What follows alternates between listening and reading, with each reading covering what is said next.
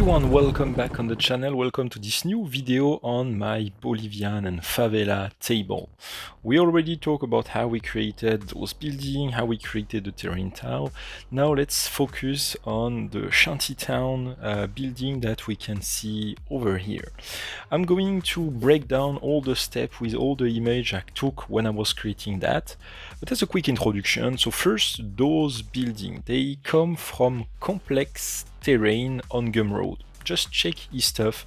There is some really cool buildings, some new ones since I actually order all those buildings from Desk Ops. It's a 3D printer company. He has his own website. Those buildings are not on his website, but I made a private order. So if you are looking for some stuff specific, just reach out to him. You can pay, you can just buy the STL, send him to him, he will print them for you, or he can also pay them and invoice that to you. Like, he's super flexible. So big shout out to Dan, who helped me create that board and got me printed the buildings, but also all the small bits that we have on all of them. So yeah, the building itself, again, they are from complex terrain on Gumroad. I will mention some of the bits I'm using, because I'm using mainly two brands. The first one is modern-miniature.eu. That's like, for example, all the air conditioning unit. I'm using honestly, I have so many brands that I'm often forgetting where stuff come from, but you have some pretty cool stuff like those, the satellite dishes, there is some camera and many other stuff is coming from this guy, like also all the electric box here and there. The second brand I've used a lot for this kit is Urban Scatter Gaming. That's all the walls that we can see over here. Like this piece over here, let's actually remove that. That wall here with the door that actually open, really super cool kit. And actually, when he was creating that kit, we discussed together on what could be great to have for the favela board. He's super open guy, so big shout out to him. Those water containers also coming from him. Those pile of brickwork here and there, like there is a bit of everywhere on that board, also coming from him. So yeah, big shout out to his store. Check his Gumroad. He might have a My Mini Factory. I don't remember who have what. You have so much cool pack available on both of those stores. That's, yeah, just check out that stuff, their stuff. Link will be in the description of the video. And I'm not mentioning everything, like there is some chairs, some table, like there is lots of stuff on that table. If you are looking for a more in detail look at some of the props I'm using, I already did a video on my scatter terrain, so you can check that out. But yeah, that bike also, super nice details. It's also coming from Urban Scatter Gaming, and by the way, he did also that super gas station. So here, some super cool detail, the gas pump, that whole set over here. Yeah, I had so much fun creating that piece. Yeah, everything here is coming from him. The gas pump, the thing for the tire, the barrel. Yeah, there is some really insane detail, and I love like the gasolinera stand. So yeah, that's it for the overall look. And now let's have a closer look at some of those buildings. There is, when I ordered the print of those guys from those buildings from Desk Ops, there was like only 4 designs available. Since then he added, I think, 3 or 4 more bigger buildings that will be even cooler. But yeah, now I'm done and I want to move on other project. But yeah, favela is done. I mix and match some level that was on other building, just to give more randomness. For example, that small one, actually it's the first floor of that one, and yeah, just play with the level. So for example, this piece here with the stairs like that, we have this piece as just a basic 1-story building.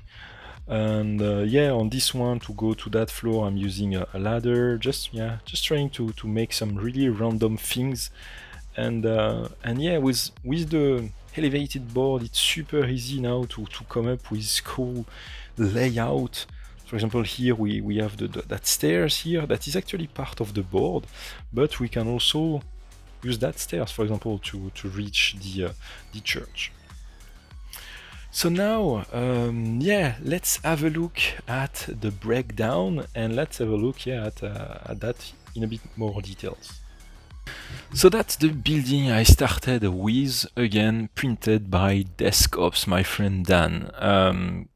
I got those building, I started to play first with the layouts, trying to place, okay, I didn't wanted every building to have the same height, so yeah, just playing a bit with the layout.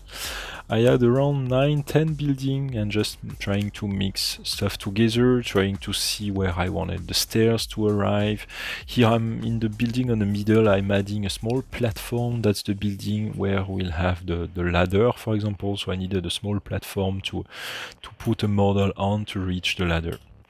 The first step, once I had all the building layout, was a heavy coat of white gray, like a very light gray spray paint. That will be the base for the concrete part. So that's all the pillar, that's all the slab, the stairs, and yeah, that's pretty much it. So heavy coat of that.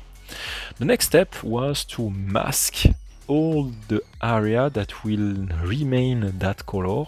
So here I'm masking all the pillars, masking the slab, the floor, the stairs. It seems pretty tedious, but at the end I prefer that to hand paint all the brick manually. It's way more time consuming. It took me roughly 1 or 2 hours to, yeah, maybe just 1 hour, like maybe a bit more than 1 hour, but not that much, to tape everything. And once I was done, I started just to spray paint all the building. So that's the look with still the masking tape on it. Here we have just the masking tape on the bottom piece. And here is the look when I started to remove the masking tape, so we can see all the area that remain gray, and that's a very fast process to create those buildings. That's the fastest way I found. I've used the same technique on my Sarisa MDF kit, and it's just super fast to work this way. Next step, I'm adding more colors. Like this is the step where I'm adding more details, like painting the door, painting the piece on top of the window. Not sure how to call that. So yeah, just adding some more color, more of the base paint. I'm adding here the metallic paint on the shutters at the bottom, and yeah, like here also the door, for example.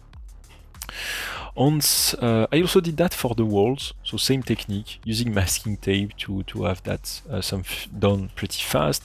Here I've used also the same technique, but I wanted to have a bit of variation. So here instead of brown, I'm painting that building gray, and another of the building have one level that use the same gray, so it's not one single building that is a bit weird with a different color. There is another building which has that color. Once this was done, now it was the step with the heavy weathering. Here I've created my own wash. In case you didn't look at the previous video, I'm mixing matte medium, some black artistic ink, and some water, tap water, and a bit of soap from when you do your dishes. Don't ask me for quantity, it's really just mixing stuff and trying to see if it sticks well to the building, and if not, I'm adding more matte medium. If it's too pale, not too black enough, I'm adding more paint. That's pretty much it. So here I'm adding the heavy coat of weathering. Before it starts to dry, I'm wiping the excess, and I'm wiping a lot of the paint actually. So not a lot remain on the building, but the dust, some stuff still remain, but I still wipe most of it. I still wipe a lot of it with just a paper towel. So that's the look of the building. Once I've done the weathering, I left them to dry for overnight, just to make sure everything was done. In the meantime, I started batch painting all the small details, small props. So bricks, drug stuff, air conditioning units, and what we have next, we have like all the electric box, fuse box, and so on. So this was just using masking tape, placing the masking tape on a piece, on a stick. And here we can see the width of that. I've been using the same stick for 10 years now, so I have probably 1 centimeter or more of masking tape and paint on top of it. And it's just super fast because I'm gluing, I'm adding on a piece all the props that remain the same color. So here, all the fuse, electric box, their base color is white. I'm gluing everything on top, and those specific small props, I'm just adding a black wash on top of them, and that's it. In some area, like the the corrugated small roof that we have on the one on the right, I'm just using a metallic paint with a brush, and that's it. On the container on the left, on the top left corner, I'm just adding a bit of orange on the cap. But other than that, they remain white with just a black wash, and that's it. So it's super fast to work out this way. Same for the brick, just my base color. By the way, if you are wondering, the color I've used for this building is the Fur Brown from Army Painter. So it's pretty cheap, found that on Amazon, works really well for the favela. So once I was done, so yeah, no, actually some other pieces again. So here I'm showing, yeah, I'm using the same stick, but all the time I'm packing objects with the same color. So here that's the metallic pieces, and again some white fuse box. So once I was done, I started to glue all the different pieces on the building, trying to add more details. So yeah, that's some of the building, how they look during the process.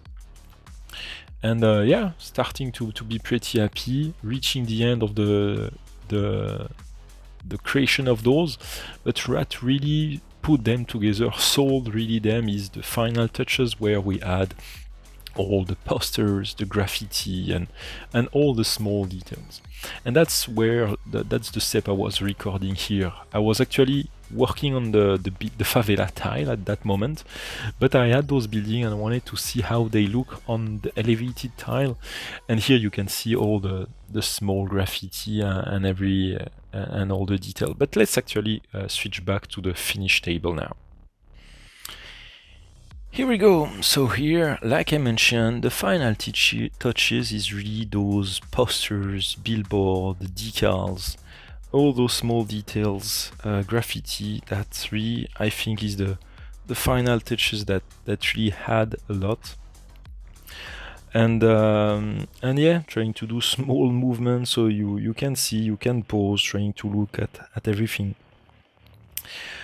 And yeah, I think that's pretty much it. If you have any question, really don't hesitate to reach me on social, reply to the video. Don't hesitate to like and subscribe, of course. And again, yeah, just some small detail added everywhere, just to add some details, just to make the building look more realistic. I love those pieces, like in construction wood framing. So yeah, totally can see like a sniper come on that position. Maybe it needs to be placed in another position. Maybe that building could be over here the other way, so we have a cool sniper there. And that's pretty much it. We even have like that building could be actually the main HQ. We have an antenna, like a military kind of antenna here on the back.